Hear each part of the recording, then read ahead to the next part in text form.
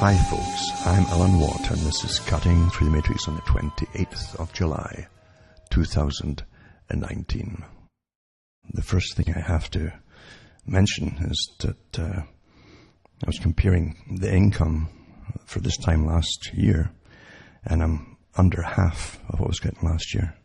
And summer is generally pretty bad as it is because folk are maybe off on holiday and so on. But that's how bad it is now. I know definitely I get shadow banned, as they call it. I've had that for years, long before the term became popular. But it's getting pretty bad now. So for those who want to buy the books and discs, remember you can go into cuttingthroughthematrix.com. These are my official websites listed on the cuttingthroughthematrix.com website. You'll see all the sites I have. These are the official ones. Anything outside of these, if you're buying books and so on, they're not my site. Someone's printing them up or whatever. That's happened before, by the way, a few times. So let me know if it ever happens. But yeah, cuttingthroughthematrix.com website has my official sites listed, and you should always make a list of them in case anything happens to com site. Because things are changing rapidly now with the social training of the populace through electronic means and all kinds of media. That's on the go. It's not a conspiracy. They admit it. That's just the way it is. We're all getting trained into the next part of the system. So you can help me tick along, hopefully, or else I won't be here much longer at all, by getting some cash to me. And remember, you can use PayPal and you can use personal checks to order or to donate. You can send cash, or you can send an international postal money order from outside of Canada, or a postal order from inside Canada. But international postal order, you have to stress that, from outside Canada. And they're cheaper than most means of sending money. And I'll get to it. And you can find the address and everything at cuttingthroughthematrix.com, as I say. Because things are getting pretty bad now. And that's a few months in a row, and it's plummeting. Lots of weird things are happening. We all know that. But you're in a system. We're all in a system, globally in a system, where this was planned before you even heard of the internet. It was definitely planned that a new system would come in. I was reading through a book from the Club of Rome from the 1990s, and they were going into how they would to train the public to change cultures and so on. So we'd all get along in the big mix as we get pushed towards more and more integration in a globalistic society. But they mentioned how they train us with new moralities and so on, so as we'd all get along. And you're going through it now. And as I say, you can go way back to Bertrand Russell and many others, even before some of his books, in fact, talking about the training of the general populace and how it would be done. Well, we're going through it, and we know, for instance, that, of course, the Chinese have a social credit score where it's so amazing. If people really think that everything we have in the West is ours, that it's all ours. You know, you got your Facebook, you got this, that, and the other, but you don't realize that many of these organizations are fronts, I think. Is the same thing as this coming out even about Epstein. He's definitely a front man for a much bigger operation. And there's a lot of panic going on right now with intelligence agencies because there's so much, obviously, blackmailable information on so many people coming out of all of this that deals are getting made left, right, and center, very quietly, of course, because there's just too many important, as they call important people involved in all of this. So that's the system we're living in right now. And you find the same thing with our training through internet and all kinds of electronic connections that we're using and techniques we're using with the instruments we're given, the nomadic devices, as I like to call it, to train us all into a new system. And it does work awfully well, let's be honest with you. They have awfully good behaviorists and scientists working with them, with all these companies, to do just that. And of course there are government agencies involved in all of it too, because this agenda we're living through, it's not a conspiracy. It's published, for goodness sake. It's published by those who are in the doing of it all, because the public really don't care so much now. They really don't. And Aldous Huxley was awfully right when he said that the people would be trained in a sense and led and guided and prompted to love their servitude.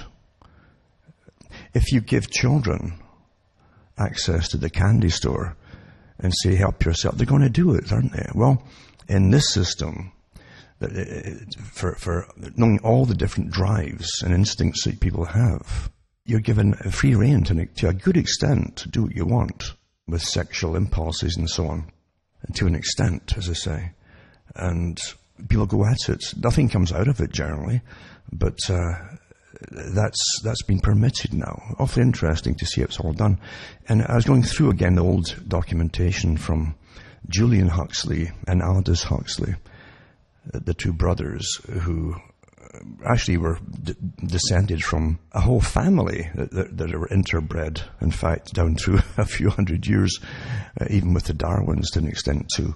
That's just the way it is. The selective breeding has been awfully important. This actually preferred selective breeding and eugenics has been really a big thing from Britain, for instance. I'm sure it was done in many other countries too, in say the early 1800s, maybe even late 1700s onwards. But we have records of it in Britain, at least, that are published to an extent. And we know that Charles Darwin's family were intermarried for 2 or 3 generations with the Wedgwood family. So that's all they bred into, was the same families, as 2 families for a while. And even today, you had the Tony Wedgwood Ben that was in Parliament for his whole life too. I think one of his daughters is in there now too in Britain. So, and they were titled people. They had titles, which they don't like to talk about, but they do have titles and of nobility, even though they're on the left wing side of things, which is quite amazing in a sense. But eugenics and selective breeding for the right qualities, it was nothing new. It was highly talked about, even in some of the so-called occultic societies, very prominent in fact. You find that the so-called secrecy there too. And the prompting of their higher members and so on, these societies, as they're going up through their degrees, they also get a little training in what makes us different from them, those people down there. And they would go into, you're more intelligent, or you come from a better family. There are no problems talking about this in the upper crusts in the European nations. And Britain was really a champion for that. Folk don't know much about, because all they know about Britain is the last 100 odd years, really, most people. And they think of prior to that as with the BBC movies or TV dramas with coaches and wealthy people, and they don't show you much of the utter incredible poverty of the masses of the people. They don't know either that in reality that Abraham Lincoln talked about the difference in the U.S. working class compared to the mob, they called them in Britain. That's what the elite called them all, the mob or the masses. He said that. He actually used the term too, because he understood, and he knew Karl Marx, at least they corresponded. And he said, we don't have that same kind of proletariat, he called it. In America, he says we have a different type of worker with more rights and all the rest of it. Whereas in Britain, they lived in an awful state, really, of poverty, crammed into buildings, especially in the industrial era, earning not enough to really keep themselves alive. Death rate was phenomenal. But they don't know. In fact, there's so much the folk don't know these days. They used to know, and they used to get taught it. And in the last 20 years, I'd say, I've seen such incredible changes happen as this new order came through, the new world order, as President Bush called it, and his father did too. I think 10 years apart, they both gave a similar speech on a new world order coming into view and all that kind of stuff. And they meant a new system, a global order, a new system. And you're seeing the gradual disintegration of borders, naturally. So someone's obviously in the know. Those who control what's called the far left are all in the know. It's just the rest of the public don't understand it because they don't hear laws getting passed or declarations that, well, we have no borders now from those who are supposedly in power. They don't hear it. But obviously plans are made and they're put into operation, and we live through it. Our whole lives are living through changes that are not willy-nilly. They're planned changes. And again, it's not conspiracy theory when you can get their books now. It's awfully good to get their books from those who helped plan a lot of what's now the past or recent past. But getting back to the US really was the dynamic hub for a different type of society, at least in a hopeful way. That was the hope of America to most of the people, as opposed to the countries that left behind them in Europe. We also seem to think that in the past, say in the 19th century, they didn't have sciences like the studying of populations and people and our workforces. And of course they did. You can go back into Roman times and they kept records on types of labour and what was detrimental to the profit margin if they would cause slaves to possibly not put their backs into it, so to speak, whatever it was, and ways to overcome things like that. Well, the same thing happened eventually in the US, and Lincoln also was aware of it too. I'm sure he who knows, we don't know much about the guy really, except the romanticized stuff really. Most stuff about people who are put up to be heroes is added much later by subsequent authors. But we do know that in his time, and even before he got in, there were British managers or owners of big factories, because they dealt with the cotton and so on coming in, and they had the factories for weaving the cotton. That was one of the biggest things that Britain had for a while was cotton, and wool industries too, of course, but the manufacture of clothing and cloth. So they wanted to get cheaper. Like everything, it's always the same. Today we get the cheapest things made, or the things made cheaply in China. We don't do actually, but those who run the countries do. And your politicians all help to send them off to China by paying their way. Actually, that was all part of the trade agreements, for those who don't know, but it's another story. And I've seen it all, as I've talked about over 20 years now to the people and lived through it. But the big owners and the merchants too, in Britain at that time, in Lincoln's day, came over, and they told it to the northerners as well, and they had plans, big businesses. You understand that combinations of business have always overridden any government policies down through time, with the big money and big producers and owners generally decide what's going to happen with the future of any nation. And they can pull stuff out immediately out of a nation, or even dump cheap cotton from other countries, say on the likes of Britain, which they did eventually, and it caused so much riots. They sent the dragoons, the actual dragoon guards, I think it was, and set them on the public in parts of England. So chaos can happen so easily by those who are in power and who want even more profit. It's a greed factor in humanity, and that's always been a big problem in society. This is when is enough, you see.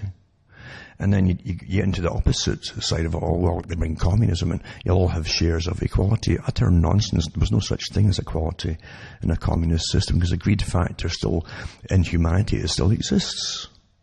And those at the top have everything, and again, those at the bottom have pretty well nothing. That's the nature, unfortunately, of humanity. So anyway, in the 1800s, the ones in Britain, London, that's where generally they always hung around, was London. That was always a big hub of international shipping and taxation and finance and so on. They sent delegations over to America, where the people who owned the cotton pickers and so on, they tried to convince them, because slavery was starting to die out everywhere. And many countries had already banned it pretty well. The real reason, it wasn't humanitarian. It wasn't humanitarian feelings for others that really fought it all. I'm sure that existed outside of the big moneyed classes, of course. But the moneyed classes really wanted more profits, and they said, if you have slavery, then you've got to take care of the slaves, even when they're beyond working for you. Otherwise, it'd be such a horror show. You get more slaves running away, and again, they put less and less work into what they were doing. So it took part of their financing to take care of slaves too as they got older, for instance. If you free them, then they have to take care of themselves if you give them a small wage. That was really a big part of it for those who don't know. And that's why Britain was so involved in really stirring up animosity, you might say, between the North and the South. And the North, of course, was a financing system, and it was a commercial system, whereas the South was mainly agricultural, pretty well. But yeah, it wasn't to help people. Unfortunately, I don't know if it's unfortunate. See, we're human. And if you actually feel things as a human being, you can be blindsided by the intent of psychopathic types who are way ahead of you. The educated type of psychopath who's with a good mind, a good IQ, say, and they can run rings around you so easily. It happens all through society. And it's not my opinion. Look at all the studies I've done over the last 20 years, especially on CEOs of corporations and how they fit the bill for being good psychopaths, you see. So really, we do have problems as societies, and we do have those who, look what you get for even on TV shows. I don't have TV. I haven't seen TV for about 30 years, I think. But I still get stuff sent to me on the internet and articles sent to me about shows. And I put winning the lotto, you see, in the same category of, say, the American Idol stuff and everything else they give you. All these long shots at getting not getting a living, but getting rich. That's the whole point, getting rich, you see. And it's so ridiculous now, it makes a mockery of everybody who's really working and scraping by, doesn't it? When the media keeps putting out articles and shows on someone who's got a hit song without telling you they probably didn't write it, and there's a whole machinery behind them promoting it all and giving you fake backgrounds and stories on the person who's now the new idol or whatever. That's show business. It's a business and it's a show, you see. You can't believe what the show is. But it makes a mockery of the folk who are really, really struggling to get by, or people winning incredible amounts of money today.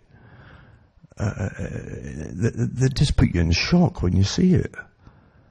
And again, it's a wonderful thing, as we're all scraping to get by. That's how ridiculous it is. Again, most of the news you get now is about the so-called stars, what they call stars now. And now they call them celebrities. So we're supposed to be happy that they're so incredibly rich, et cetera, et cetera. This is not new. This is not news. That's not news at all. Have you noticed how we've been weaned off very carefully and easily from being told what governments are signing or about to sign, and even what laws are coming up or not coming up? We don't get told anything because they don't want you to participate in what's called democracy. Because you might object to what they're planning here or there or somewhere else or whatever it happens to be. But you're supposed to have the right to participate and maybe sign petitions or object to it, you see. You don't even know anymore. Except for the publicized ones, which are to do with the agenda, which is again, the climate change. And we all have to stop breeding, for goodness sake, to bring down the population to save the planet, or we are all going to die again. We're always all going to die. That's how it's done, you see. But those ones are authorized. And as they try to get you to get off of meat, for instance, which is energy. Remember, all forms of energy to be cut back. Well, meat's a primary one too for a lot of people. Don't forget that Gandhi had to eat meat to an extent because at one point he was ill. And he asked for it. He actually asked for it to be put in his diet. So come on here. But they're training armies of almost fanatics who seem to know that they'll get away with an awful lot, which they shouldn't. In England, they're bringing sometimes the cities to standstills. And they want to block trains from getting in and out. They want to block everything and do crazy things because and again, they're doing all the right things that they've been trained to do growing up through school, and what's good and what's bad, and all the new values given to them, and they feel that they have the moral high ground. Well, that's a dangerous thing to have in a society when big agendas are at work in so-called democracies, remember, where other sides of things can't get a word in to complain or even put their point of view in at all. This is dangerous time. And it's meant to be because you're getting weaned out of what's called democracy. As even the Club of Rome, in every publication, I think, keeps reiterating that. They can't get things done with democracy, so let the right people manage the world and manage our lives and manage us from birth to death, which is the old eugenics agenda. Going way back before anybody even thought of climate change, literally. Where they just wanted you to get sterilized. I really mean that. I really mean that. We're run by people who are very clever, the ones who are selected, that is, to work out these agendas, to manage us all, from birth to death, as I say. They're given big salaries and selected very quickly by teams of people, from college even. They know who's going to pick and who select and train to be future leaders, or even the ones behind the scenes who work with the behavioral teams that manage us all, that you don't even know are managing you. And I've done some talks on it before. But anyway, let's go back a bit here too. Julian Huxley was quite the character because he was unstable himself. That is understood. Well, he had problems, mental problems. But he was a runner to promote, again, sustainability in his day, from 1920s on. And they knew at the time there would be too many of you. And the British system, getting back to Lincoln and all what you talked about soon, blah, blah, and the difference with the proletariat compared to the British worker, the British system never had a problem talking about them and us, you see. The elite would always look at the masses. That's them down there. There was never a question like, what do you mean by that? They all understood who the them were. And then there was us, you see, who had better marriages and blue blood, and they selected their mates well from good families who prospered, who were in the right crowds, right circles. That's never gone away. It can be a bit more carefully hidden, but it's always been there.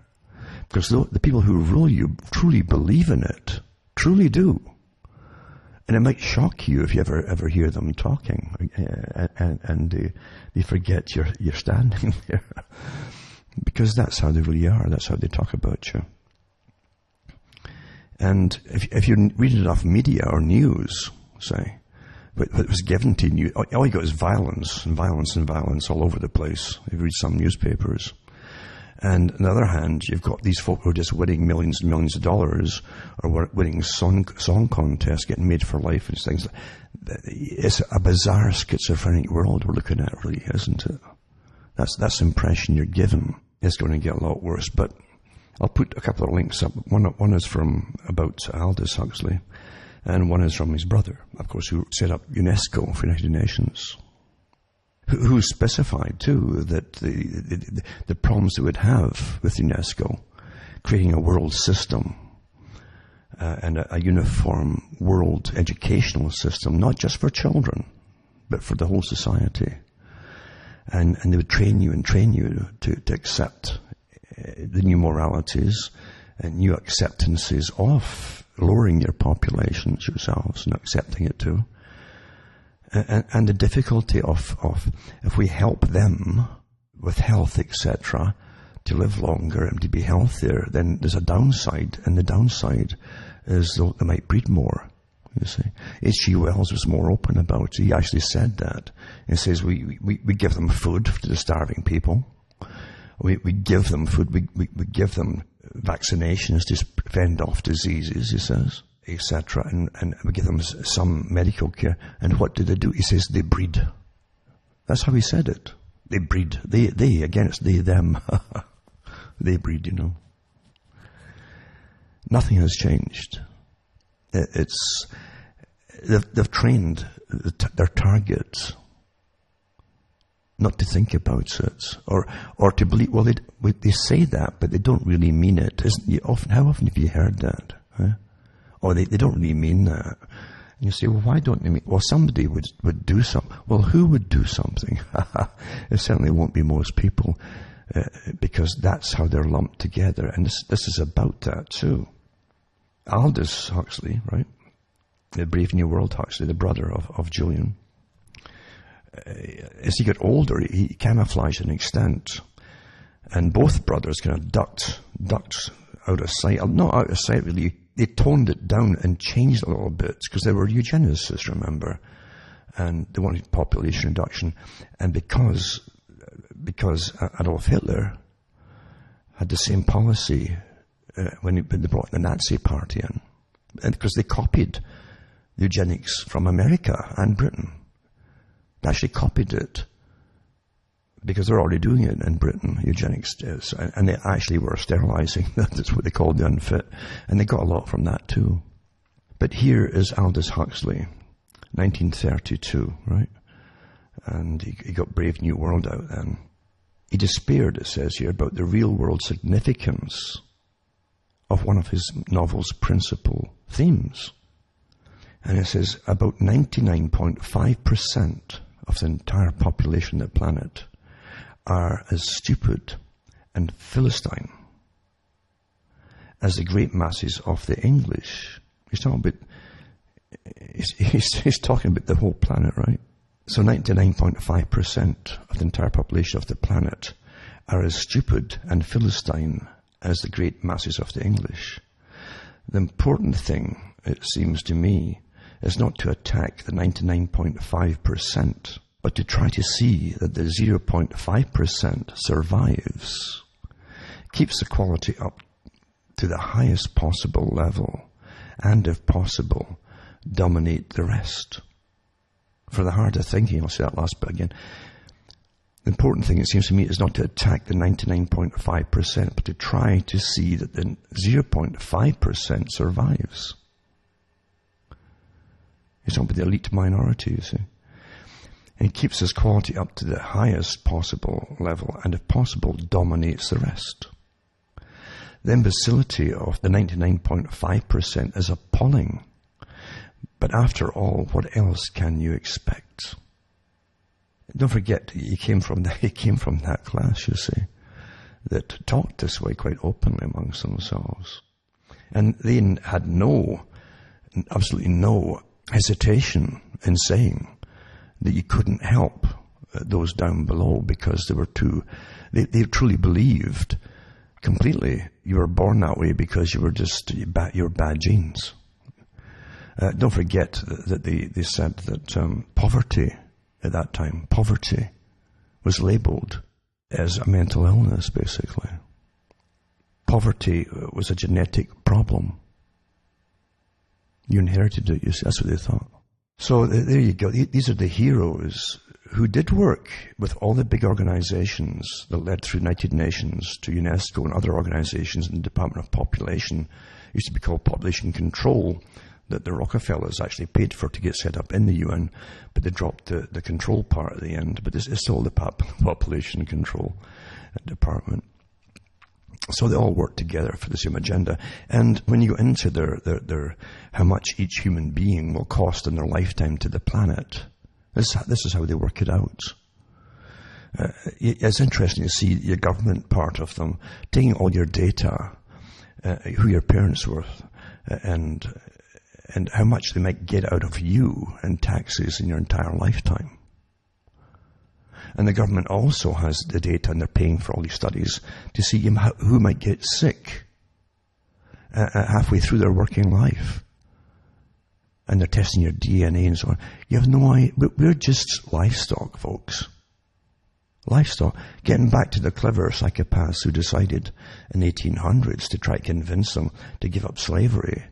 Not because they romanticized the people and loved them, but because they get a better profit. It saves them money looking after the aging population of slaves and the sick populations, and let them pay for it themselves. You know, for everything that happens in society, there's always another side of things. And because we're decent people, we have a hard time figuring it out until it often happens to you. To you personally, that is. And that's why we're manipulated so easily. That's how your behavioral teams prompt you and nudge you into what you're supposed to think, what you're supposed to say, what your opinions are supposed to be. And when they change the normals of anything, you better adjust immediately to the new normals, new opinions. That's literally what we're going through now, folks. And that's part of getting back to the Chinese credit system, social score. It's here. They gave people the face, and people took to Facebook like ducks to water, without a thought. Without a thought. And they gave you years of it before they let you know what was going on. And that's only one. I'm sure all the rest of them pretty well are much the same, all the alternatives, really. But again, what I'm pointing out here, and by the way, I occasionally get people who are the happy types, you know, that they've been trained in the happy new age, which was given to you by those who control you, if you haven't figured it out. The happy type, you know. Don't look at the negative, look at the positive. Be happy. You see? They had books out on this, and they could train the public like this. The public, no matter what happened, they would, oh well. They wouldn't blame it. They would just go and try and get along and be happy, you know. It's beautiful, isn't it? For those who are in control. Until you have people now, I don't want to hear that. Oh, tell me something that's happy. Well, turn on your favorite TV show or whatever, or I don't know what makes you happy.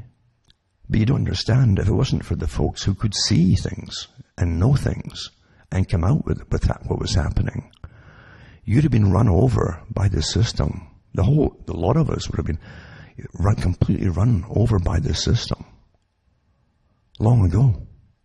It's only by those who know and who watch and say something and can explain it that makes them they really grit their teeth and have to slow it down a bit here and there, or adjust it here to get round you, because it's been pointed out what they're up to. There's nothing that they hate more than having the truth pointed. Now, the ones at the top give you a lot of fake things to follow, because it's an intelligence system, like counterintelligence and intelligence.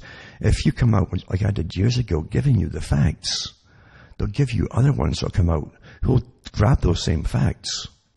They're heavily financed. They can churn out the books because they're not writing them themselves. They're ghost written, but they'll spin it off into aliens or something. That's called counterintelligence. So the people who brought out the facts in the first place are now lumped in with the people whose names are so well known. Oh, you're one of those who believe that. Okay, that's how it's done, folks. But whether you believe in aliens or not, I'll tell you one thing. No one's going to help you down here except yourself.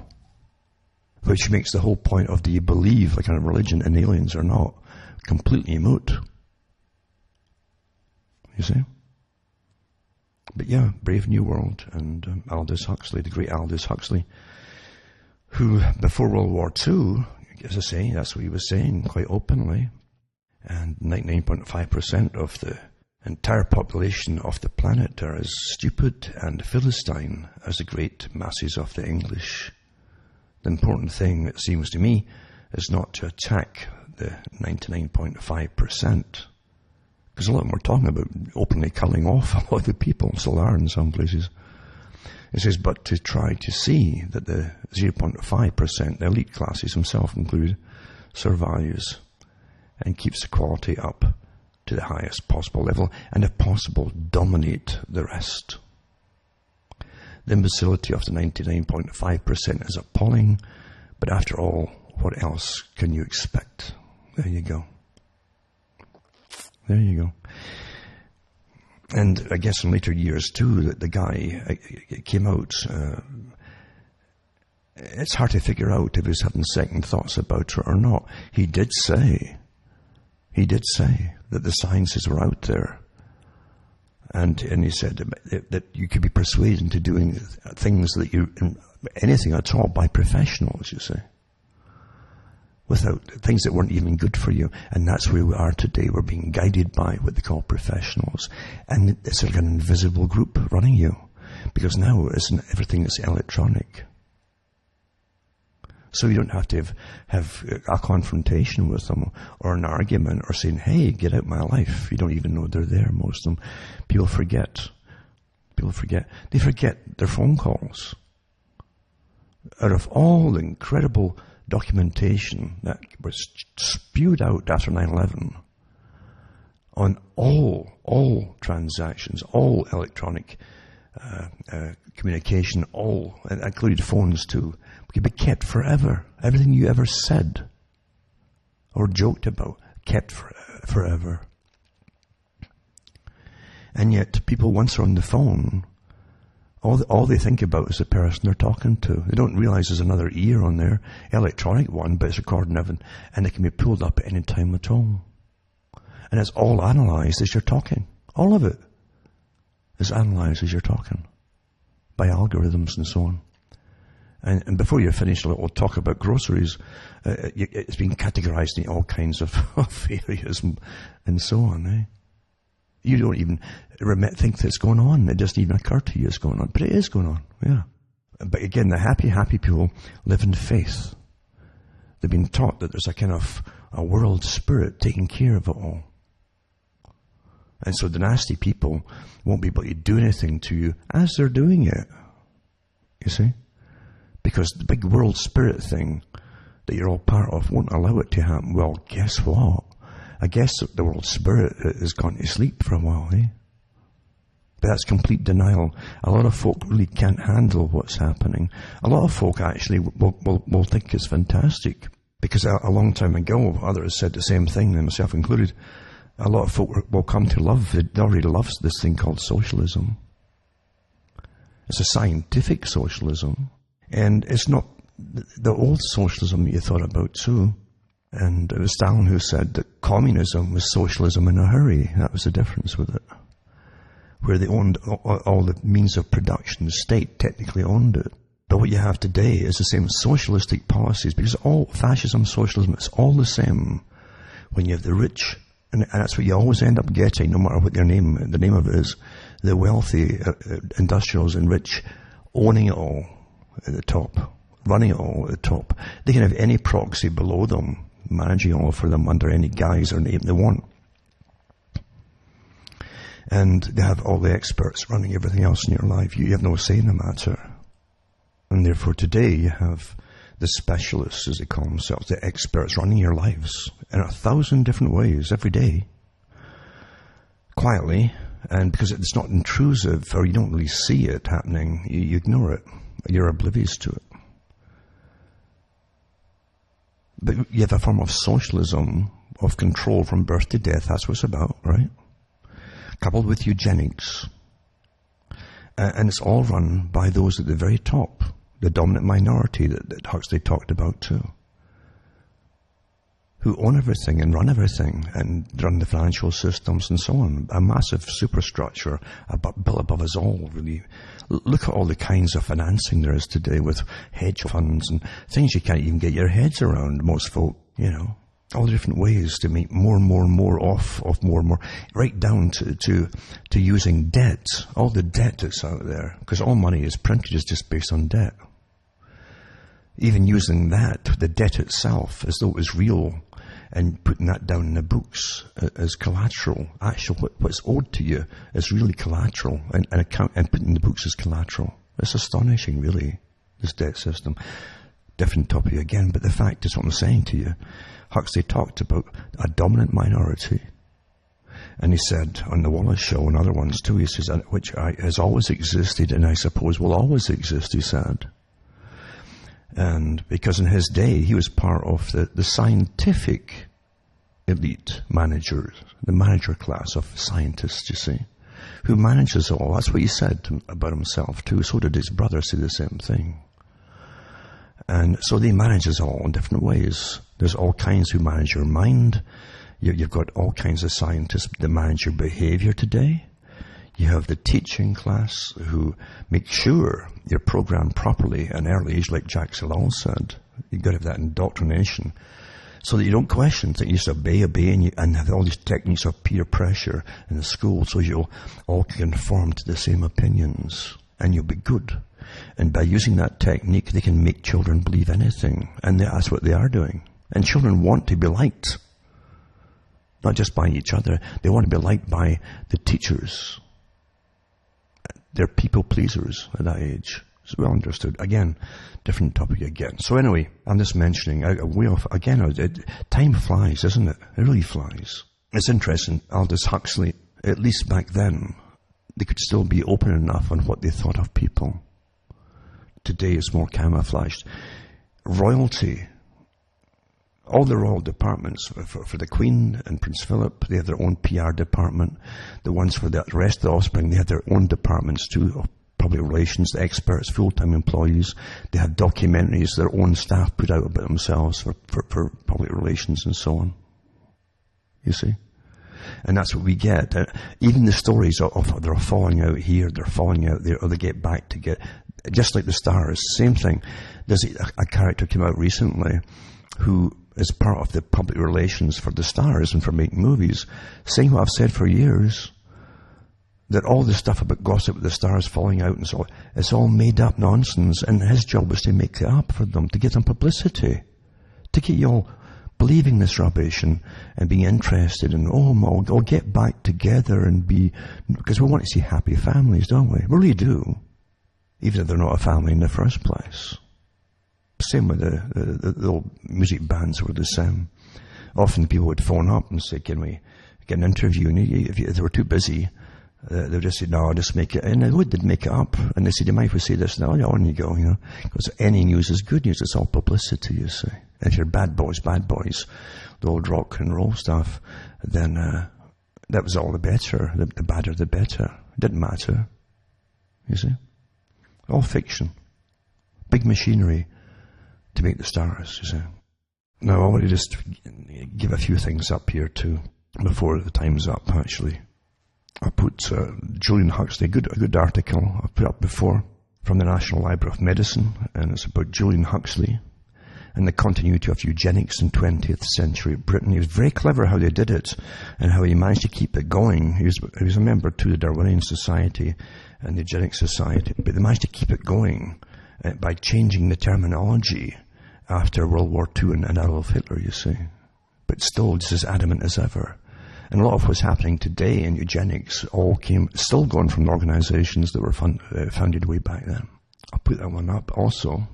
There's one about addressing climate change and how it's even linked again to UNESCO and the Club of Rome, of course, naturally.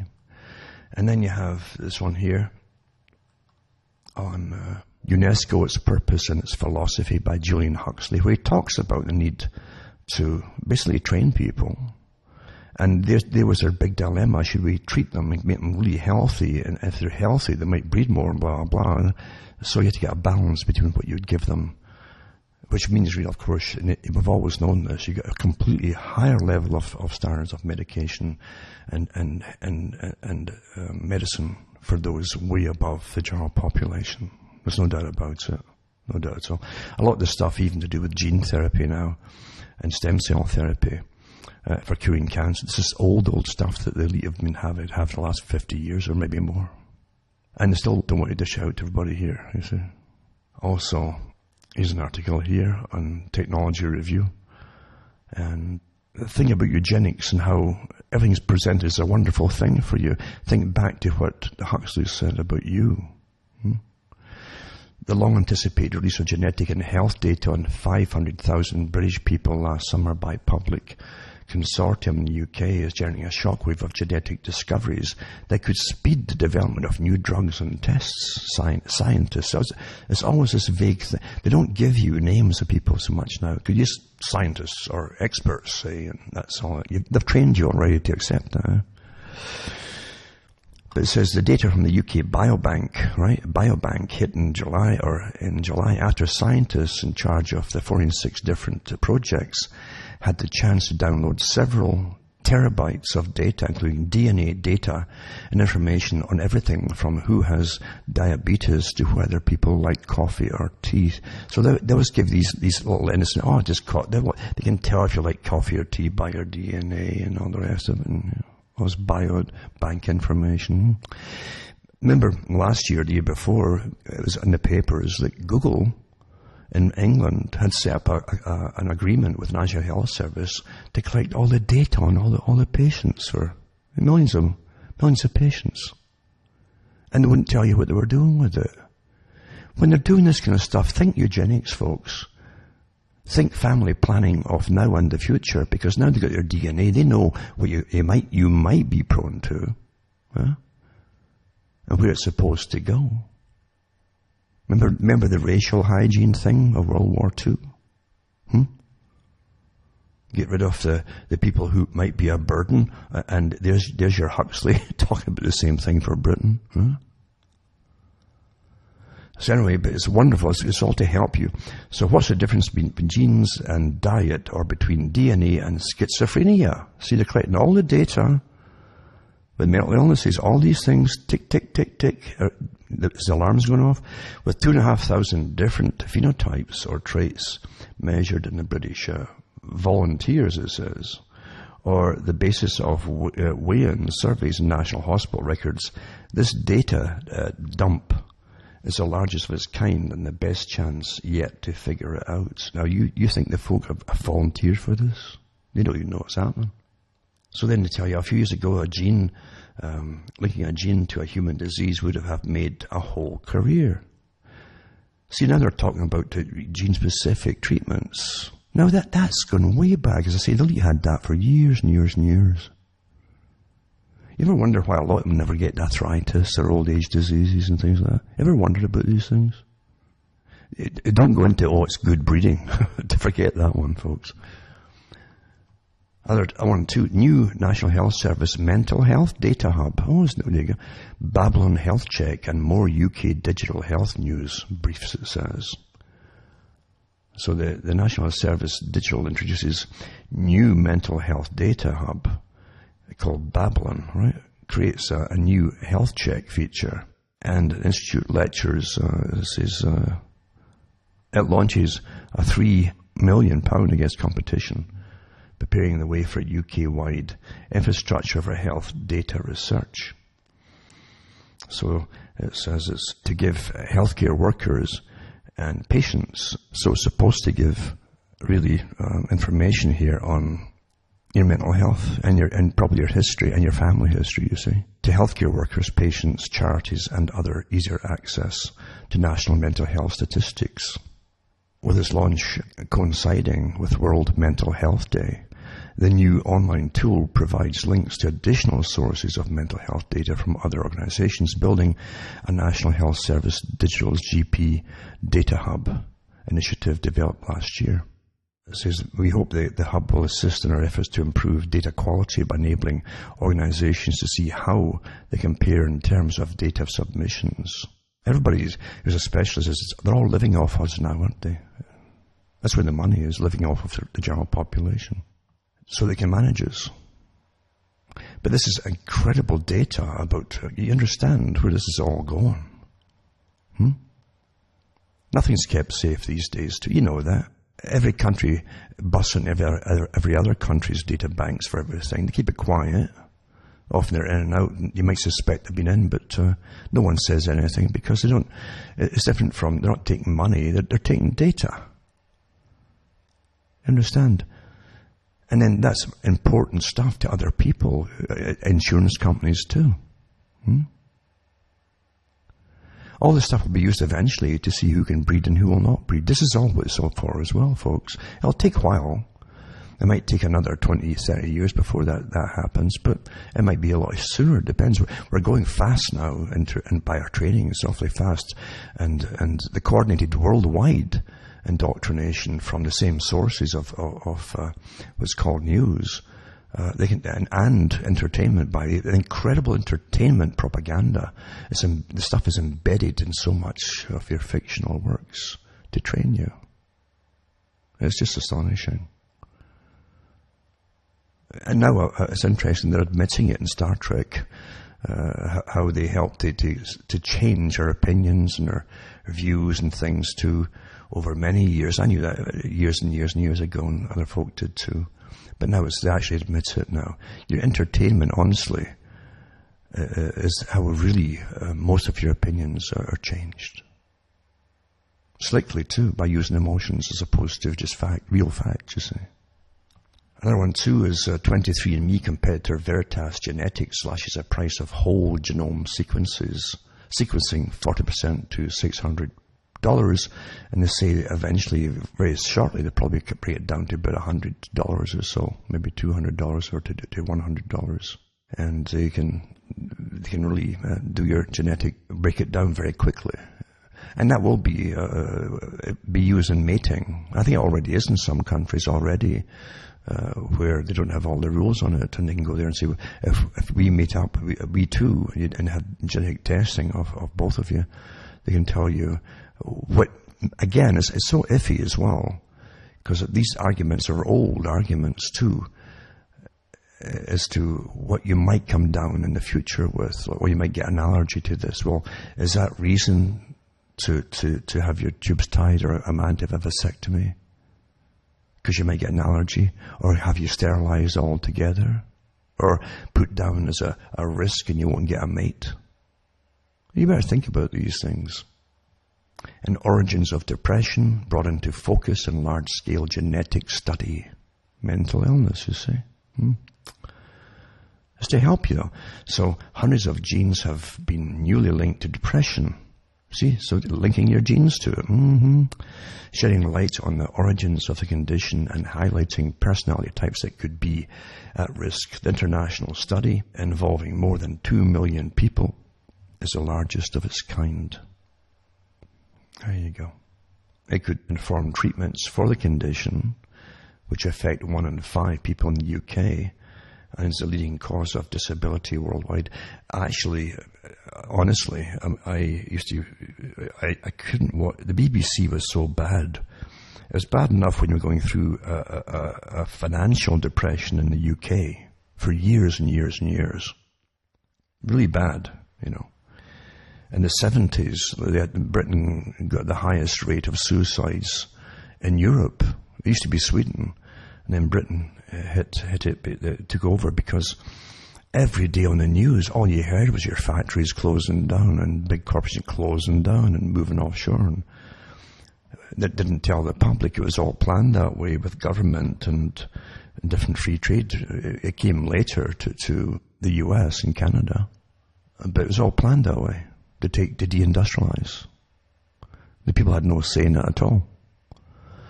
And suicide was just rampant, because there was nothing there to fill the void, nothing at all. I remember the next door neighbour of mine, the son, who was much older, you know, got laid off and he hung himself. That was quite common back then. It was just terrible, terrible. And the BBC, I've said it before, if you want depression, watch the BBC's dramas. Those things would drive you to the wall, literally. But here they are, as I say, looking at your genetic information, And scientists led by the University of Edinburgh studied information pooled from 3 large data sets of anonymized, it says, health and DNA records, and pinpoint 269 genes that were linked to depression. Do you realize how many studies they do? And they'll declare amazing things and set treatments or more data collection on individuals in motion for years. And then 15 years later, they can reverse their findings. I mean, you can do an awful lot of oops in between that, can't you, and treatments. But there you go, here you go. They want to show they can eventually predict anything. This is what it's all about, predicting. And then they'll label you as something. It's like getting branded without the brand on you. You get stuck in a data bank. Oh, so-and-so's got this, you know. They might have this down the road, but they might not. Anyway, it says, the findings suggest that depression could be a driving factor leading some people to smoke. It's all to do is sure it is sure. But more research is needed to explain why, the team says. Well, maybe it's because they're encouraging you to smoke weed now. Maybe that's the reason, eh? Like they don't know. But this isn't to do with smoking. Also shows that neuroticism, see, here's the real thing to see, neurotic tendencies, to be worried about or fearful about things, could lead people to become depressed, which could shed light on personality factors that put people at risk. Maybe there's 1,000 other reasons they're all worried about things. Huh? Maybe there's different kinds of depression. And people who don't get depressed once in a while are not normal. They're not normal. And that's also put down in their books too, because you get hypomanic states as well. People who are just under manic states, who can get a lot done, actually, if they don't go overboard into the manic state. You can be envious of them. But there's also ones that go overboard into the full-blown mania. And then they also can swing to, as they say, bipolar, which should be called as manic depression, because then you go into depressive phase. Some folk don't go into depressive phase. Other folks are in the depressive phase most of the time. They can get an endogenous depression, which they can find no reason for you having it. You see? And then they go into, it could be biochemical, it could be that. They've got all these theories, but they can never prove anything. It's all theories, eh? And people in endogenous depressions can literally hear voices accusing them, or just, you're a failure, etc. And it's a terrible existence for them until they get something, or it just clears up itself for temporarily, usually, but for a little while, and that's fantastic for them. All this stuff is being noted, who your parents were, did they have similar things, they go back and back and back. Because the whole point is to create a new type in the future, naturally, in a much smaller population, to be the ones that go on into the future. Don't forget the Huxleys themselves were prone to depression. Bad depression at that. So I guess that 0.5% he talked about will get the better treatments or the gene substitutes, because they want to perhaps substitute certain what they call defective genes. You see? Anyway, I'll put this article up too. And another one too, researchers want to link your genes and your income. Whoa, does that maybe start bells going off in your head, eh? Or the working classes again, or you're poor, back to that old stigma again, where you're poor because you've got bad genes, you see. It's so strange how it always comes back to the same old thing, that same old theory they want to validate, eh? So they want to link your genes and income. And so the UK, same place, Biobank is the single largest public genetic repository in the world, with samples of genetic blueprints of 500,000 Brits standing by for scientific study. But it says, but when David Hill, a statistical geneticist at the University of Edinburgh, you saw percentages, went pouring through the data, he wasn't looking for a cure for cancer or deeper insights into the biology of aging. Nothing like that. He was trying to figure out why some people make more money than others. I guess you're also paying for it. You're paying big bucks for this character, eh? There you go. It's not a bad article, though, for those who want a little chuckle. This is a good one, eh? Genetic data on 500,000 Brits reveal ongoing evolution and Neanderthal legacy. This religion of evolution is something else, eh? Aye. But then you enter the horror stories too that go on. And I don't know if you can really shock people today. I really don't know. In an age where we're so mind-numbed, in a sense, through entertainment too. And buckets of blood and horror stories. And I like horror stories. If they're done well with supernatural stuff. The mundane human stuff is just like reading the news in some newspapers. But Even today, you've got to watch I got to watch what I say, even when I'm reading stuff, because they can come down you for certain words now. If they're after you, that is, or they don't like what you're saying. Buckets of limbs, it says, a cooler filled with male genitalia and a woman's head were sewn onto a man's torso. It's a lawsuit against an Arizona scientific center, and it reveals a true horror of Frankenstein style research involving 1,755 donated body parts. See, we are the business. I keep saying this, folks. And we're being so desensitized to the value of life. I'm not kidding you. By design. The things that should really shock us probably don't. So a civil lawsuit filed against a biological resource center in Phoenix, Arizona, claims the body donation clinic misused loved ones' bodies. At least 33 families stated that the company misled them into believing that the bodies would be used for disease research or organ donation. Instead, the company sold body parts and whole bodies for as much as $10,000, with some body parts being sent to Department of Defense. Listen to that. Testing facility. I know what they do with them there too, but I won't go into that.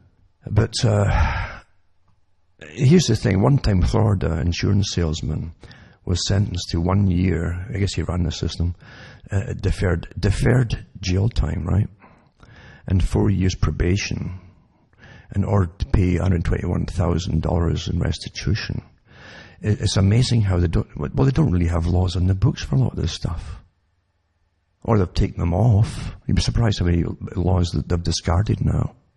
There was one I read about a month ago about a guy who broke into funeral parlors and literally to have sex with corpses. And it was a light sentence. He got off with it pretty well. Because there's hardly any laws now on you used to have defilement of the body and so on, that kind of stuff. Desecration, nothing like that now, you see. Whereas life is becoming cheaper, unfortunately, and we're almost like test subjects for things now. Really, aren't we? It's not pleasant what's happening, honestly. The tracking of children is coming back. California making plans to track your children. Starting at birth, continue until your children are grown up. And in the workforce, California's new cradle-to-career data system, that's what they call it, will collect data from partner entities in order to provide appropriate interventions and support to address disparities and opportunities and improve outcomes for all. You understand, you're listening to socialistic terminology. It's like a different language, isn't it? When horror can be so basically camouflaged. So it says the partner entities include but are not limited to state entities responsible for elementary and secondary education data, entities responsible for early learning data, segments of public higher education, private colleges and universities, state entities responsible for student financial aid and childcare providers, state labor and workforce development agencies, and state departments administering health and human services programs. Remember that Huxley's worked hard with UNESCO and other United Nations organizations, and all of these areas of total management of the population, like he said, that the 0.5% could totally dominate all the rest. We're here, folks. We truly are here. And that was a plan for a long, long time ago, in different centuries, to bring us to this stage. And then the rest of the basic news now, you hardly get any news except what they want you to maybe go along with, like the Iranian embargo, where they can't sell any of their oil. They can't. They're supposed to get starved to death, basically, or fight their way out of it, because they want a war too. The West wants a war with Iran. Not just the West, of course, but they want a war with Iran, no doubt about it. They want to level all the countries around there back into the Stone Age. That all came out with the old list back in the 90s, according to General Wesley Clark, when he talked about the list and all the ones that were added to the list that he didn't even know about at the time. after 9/11, of course. They had it planned before 9/11. And it's so amazing to me, too, that years and years ago, perfidious Britain, as it was called at the time, that was always in and out of wars in the 17 and 1800s, really perfidious Britain, they would build up countries and sell them arms. And when the country defeated the other country around them, they would then set someone up to defeat them. It was an ongoing thing, but often they would furnish weaponry to both sides. The same thing happened in World War I, where the big banks in the US were financing all sides. And I think it was JP Morgan was set up initially to be the go-between between the bankers and the countries to settle the debts. And that's why they got the US into the war, World War I in 1917, gave them a year to get it over and done with. And then they set up the different reparations, etc., and who's going to pay for what. Everything boils down to the same thing, but here it is. Washington greenlights military sales to Pakistan and India, who are bitter enemies, by the way. Months after the air skirmish, there was a skirmish by aircraft in the air, and it says that it's approved $125 million, the US has, worth of support for Pakistan's F-16 warplanes, as well as $670 million of support for India's C-17 transport planes. The two regional rivals had their first direct air combat in decades this year. This article goes on to say that the sale to Pakistan will require the deployment of some 60 contractor representatives who will provide 24/7 end-use monitoring for the country's US-made fleet of fighter jets. The Pentagon's Defense Security Corporation Agency, DSCA, said in a statement Friday the package will service the Lockheed Martin F-16s delivered to Pakistan as part of the, guess what's called, the Peace Drive program, which includes 12 F-16C jets and 6 F-16D jets. And Pakistan's fleet of F-16s came into spotlight February during a security crisis in which India and Pakistan warplanes engaged in direct combat for the first time in decades. And remember, both those countries have the atomic bomb as well. So it's okay for them to have the atomic warfare, which is a deterrent, because no one, if anybody uses it, this is the whole point. The ones who don't have it are going to get leaned on by the ones who do have it. You see? And this whole thing with Iran is to stop Iran maybe getting enough highly enriched uranium to have a bomb, basically, supposedly. But other countries can get it, it's okay. And, well, we know all that, don't we? But it's amazing. You get the Peace Drive program to sell them millions and millions of dollars worth of aircraft and stuff. Not bad, eh? Peace. They should cry peace, peace where there is no peace. Eh? And another thing too to do with international trade is just astonishing. I know beekeepers in Canada, and some years ago, quite a few years back, the government really were stepping up the new hygiene, program for beekeepers, and they couldn't make spin the combs in the old type of spinners that they had. They were like big drums and so on. They had to get stainless steel ones, very expensive. And most of these beekeepers, remember, are small guy. That's maybe a part-time thing with them. So that to get that, and then they had to get a special little place built for inspectors to come in and put on their white suits and their white rubber boots and all that kind of stuff to inspect the honey and all that. I mean, the whole thing was designed to put them under. Really, that's what they used to say. The guys I talked to anyway. And then started to import the stuff, right? Under free trade. You don't realize that you're told what you can sell and where to, and what you must import by bureaucrats at the World Trade Organization, a place like that, you see, unelected people. For those who don't understand really what I'm talking about, the European Union was a good example of real socialistic tampering with bureaucrats running everything.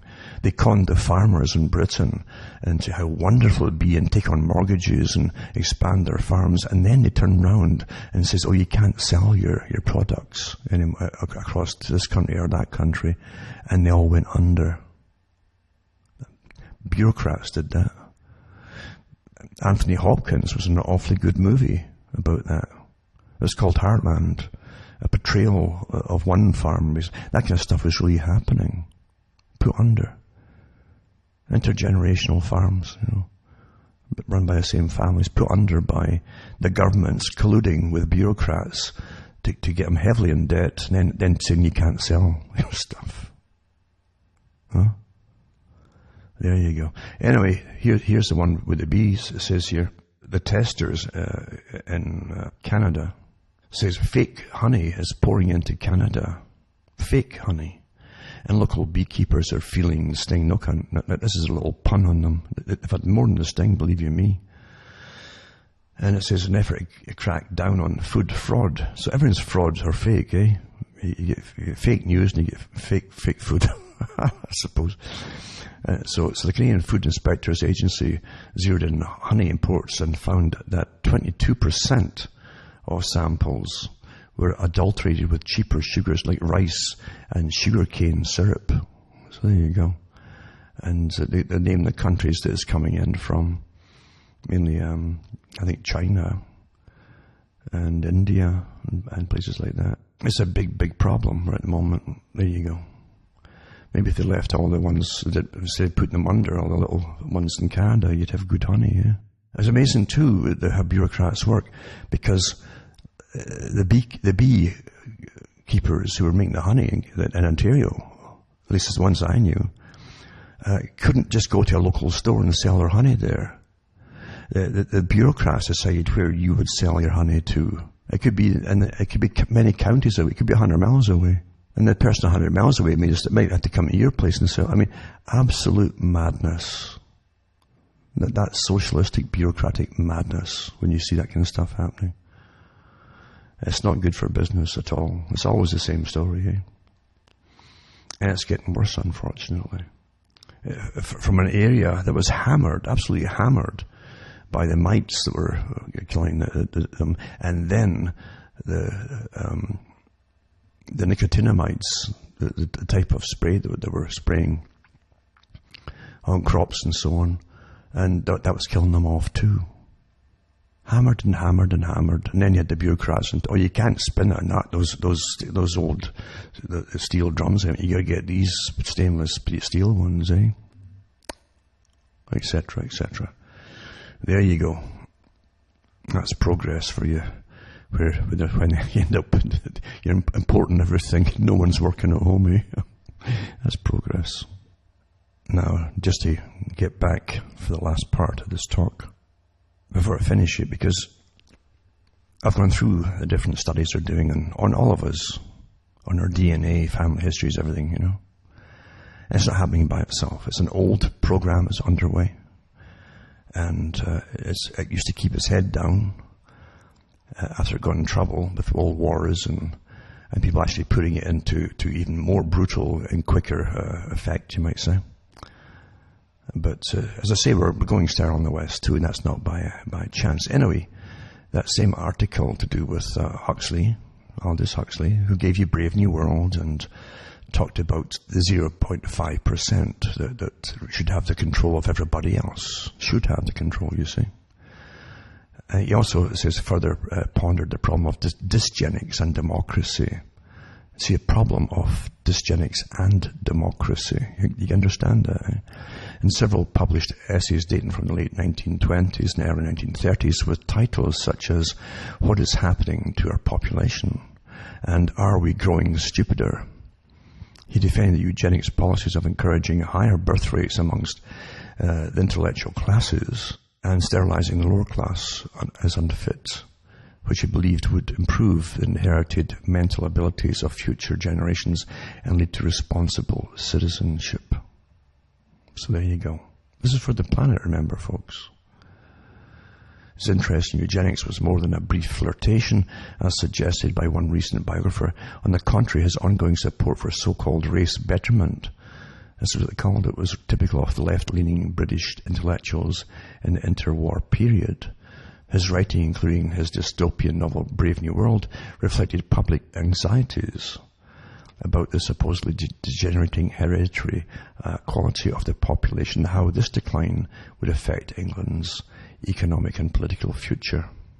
For Huxley at this time in his life and in this social context, eugenics was not a nightmare prospect, but rather the best hope for designing a better world if used in the right way by the right people. And guess who they are, eh?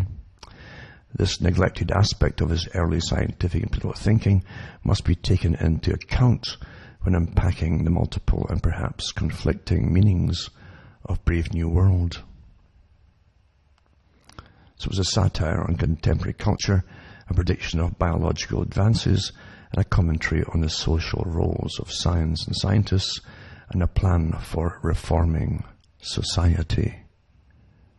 Now, it's no joke that they want to drastically reduce the population, and they're doing it, actually. And they're pretty efficient, I'd say, are the ones who manage us all. They're rather efficient, and they have lots of helpers who are awfully well paid too, and the strata coming down from the little capstone at the top. It's well underway, of course. They're quite confident that even the future studies, such other futurist studies for the British military, said the same thing. They expect by the year 2030, there'll be a sudden drop of population. That's what they said. Didn't explain why, but they never tell you much as to how they're going to do things to you.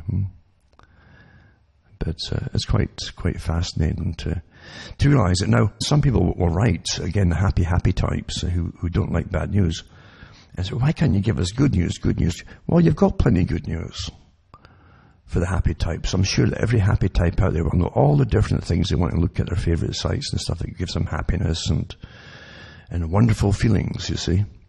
And they can sit and contemplate being part of the great all of the world, the great power where all your minds are combined in the great all, you see.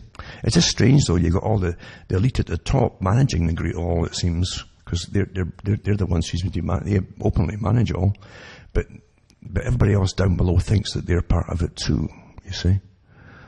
And you can't mention a deity of any kind. That freaks them out, literally, because collectively they are the deity.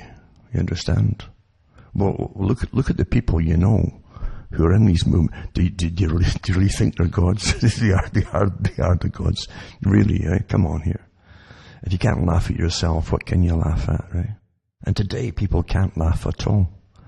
It's getting so serious with the conditioning and the conditioned armies that have been deliberately bred, I'd say, because they've been conditioned for their functions as complete.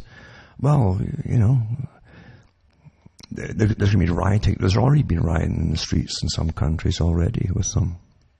All for pushing the very things we're talking about here. There's too many people. We've got to have fewer folk living in the world to save the planet and Mother Earth, etc., etc., etc. Didn't happen by itself. And it's well financed, isn't it? And so far, government response has been awfully very weak and limited, if even any response at all, which tells me it's all part of the agenda. Got to be part of the agenda. In the books of Sherlock Holmes, you have Sherlock Holmes saying to his partner, his detective partner, saying, when you've seen all the facts in the case, to find out, who's done it or whatever it happens to be, he says, and you've ruled, and you're trying to get, and you're stumped. You've ruled out all the possibilities. Then the things which seem impossible, and amongst there must be the truth. That's what you're left with, you see. So when you see governments not reacting to having cities stopped by armies of pretty well uniformed youth who've been raised and funded and trained for years for the coming riots and so on, then obviously it's been planned that way and your government's in on it. Now remember folks, hopefully you can start buying the books and discs or donating some money to me at cuttingthroughthematrix.com website. As I say, you have to get all my official sites which are listed on the .com website, because anything outside of that where you're sending money to ain't mine. And if you're buying stuff too with my name on it, it's not mine, because it's getting so bad now with the lack of cash coming in, and people get so used to you. It's just like, I can remember years and years ago when folk would just go off. That was it. Years ago, like 20, 30 years ago, in fact, I can remember where folk would listen to you sing, and it, what happened? Oh, they're always, what happened? You know, well, what happened was you didn't help them out. You expect them to be there like a fixture in your life forever, and once they're gone, that's it. There's no coming. They're gone, folks. I've also looked at some of a lot of the folk have been pulled off at different big sites, and certain video that's happening too as well. You be careful what you say now, because they can pull you off for saying it. You know? But when you look at what's left, believe you me, these are the people who literally are sanctioned to be there. These are the ones who were promoted from the beginning to grab everybody's stuff and have big publishing companies publish all their stuff just like that, poof, and ghostwritten stuff, and taking all the factual stuff, adding on the ridiculous to destroy a massive movement that was on the go of well-informed people until they gave up, thinking everybody must be crazy. And the same people that are still out there, they are as counterintelligence, folks, if you haven't figured it out. There was a massive movement, because of the wars that were planned before 9/11 happened. And the fact there was enough people who were sentient of what was going on. With so many different programs, mainly in the US at the time, who were all knocked off the air by the fake ones that came in. Didn't happen by itself. And you're left now with basically what politics again, back to politics. And people keep falling for it over and over again, this party or that party. The agenda continues between parties. When you see it continuing between the different parties, regardless of who's in, the same agendas, know you're under tyranny. Jefferson said that. Thomas Jefferson. They knew all. They knew the wiles of humanity and the tricks that are played. It's amazing how we've all been trained into happy times, aren't we? Because let's be honest, we're living better. Most folk are living better now than they have been for years, and yet there's hardly any work. And they think this is always going to last. They're ready to crash the economy again, folks. And they're still increasing the prices of everything you need, including your food. Since 2008 crash, the 7-8 crash, they're still increasing. Everything has shot up since then because the money gets devalued, and it's like they print more of it out. And all of this print on your screens now. And they're all talking about crashing it again. And they will crash it when it's time to bring in the next part of the agenda, which will be using private companies dispensing their little electronic units via the government, like Bertrand Russell said. And you'll be paid just to exist, because there's not enough work to go around, obviously, in a world society. There's not enough, and everything's automated, etc. Even for farming, it's massive machines. So they planned what's happening a long time ago. And then, of course, you'll play, and they hope you won't procreate. I'm sure there's many disincentives to do it. But you'll play, and you might have a good life, you know. That's what they say. You might have a good enough life, and that to them is humane, you see. But then you won't breed, and we'll all start dying off. This isn't speculation, folks. This is from their own writings. I'm not depressed about things. I don't get depressed like that about what's happening. You can be disappointed at times, occasionally, when you see the awfully devious tricks that they've done to quash a whole big, varied movement. It was varied. There were so many people at one time on radio that were really up on things. Really up on things. And it was a hope to the world, because the whole world was going dark at that time.